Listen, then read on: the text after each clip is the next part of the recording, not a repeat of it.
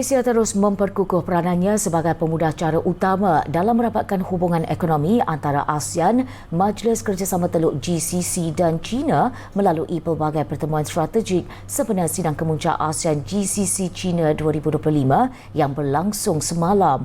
Menerusi kenyataan pada Selasa, Timbalan Perdana Menteri Datuk Seri Dr. Ahmad Zahid Hamidi memberitahu Malaysia sebagai pengerusi ASEAN 2025 komited memperkukuh diplomasi ekonomi serantau yang inklusif, berpandangan jauh dan berteraskan kepentingan rakyat. Datuk Seri Dr. Ahmad Zahid berkata antara sorotan utama ialah pertemuan dua hala bersama delegasi China melalui Guangzhou Industrial Holdings Group GIIHG dan China Council for the Promotion of International Trade CCPIT.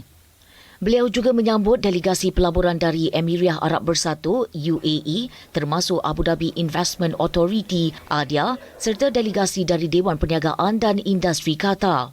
Menurut Datuk Seri Ahmad Zahid, perbincangan tertumpu kepada sektor strategik seperti logistik, pembangunan halal, teknologi kecerdasan buatan AI, otomotif dan tenaga hijau. Timbalan Perdana Menteri turut mempengerusikan sesi libat urus antara delegasi kerajaan dan komuniti perniagaan dari Arab Saudi dan China yang memberi tumpuan kepada potensi peluasan pelaburan dua hala dengan Malaysia berperanan sebagai hub pelaburan strategik bagi rantau ASEAN.